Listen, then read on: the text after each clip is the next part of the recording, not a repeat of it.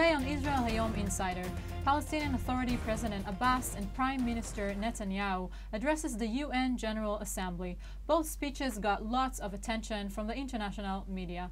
With us in the studio to discuss this, columnist Ruthie Blum and editor Steve Ganot. Hello. Hi.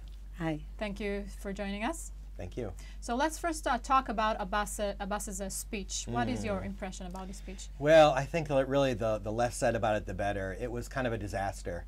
He accused us of genocide, he accused us of racism. It was, I want to say it was the old Abbas, but it was maybe worse than ever. You know, Palestinian propaganda. I don't know really what he expects to achieve from this. It's not helping the peace process. It's not helping his people. Even inside Israel, no one really takes that speech seriously. Especially right? Inside Israel, but I think the whole world sees that it's really kind of absurd. And so, I think, okay, he's speaking to his own crowd. He's got to get support from people that might support Hamas. You know, he's trying to win them over. But this is not the way. It's not the place to do it. It's not the way to do it. It looks just terrible. Mm-hmm. Ruthie, your opinion about it? Well, you say, what is he trying to achieve? I can say that Sweden today recognized the Palestinian state. So whatever he's trying to achieve, I think he does quite well. And it wasn't more of a disaster than anything else he's done up until now. Nor is he interested in peace or a peace process. And therefore, in his own terms, it really doesn't matter. Yes, and if we refer to Netanyahu's speech in the UN, he managed to link various of topics: ISIS, Hamas, Iran. Talk a bit about the Palestinians. What is your impression about Netanyahu's speech? Well, it was kind of classic Netanyahu, for good and for not so good. I mean, he's a fantastic speaker. He's a great communicator, and I think he made his points. What he didn't do is he didn't really go out of his comfort zone. He didn't show us any kind of real hope or any kind of, he didn't show us where we're going. He just said, this is bad, this is bad, this is bad. These are things we have to fight. He's right. We do have to fight ISIS. We do have to fight Hamas. There's plenty to compare them. Iran, obviously a huge problem. He's got to get the West on his side, and I think he does a decent job of that. But do you think that there was a place for hope regarding everything that's going on, regarding the last operation in Gaza, because we're dealing with ISIS? I think Israelis need to see it. I think Israelis need to see where we're going.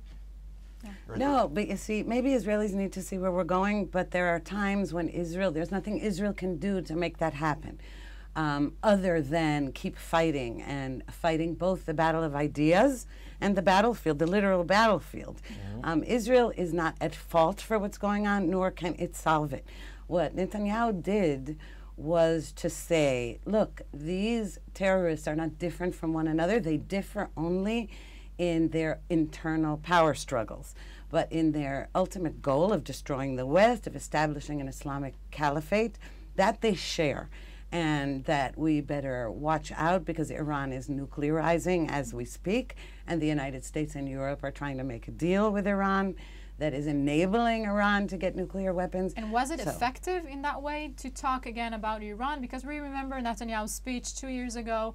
Yet again, the entire world is dealing with ISIS. He needs to bring up Iran. He cannot let that issue go.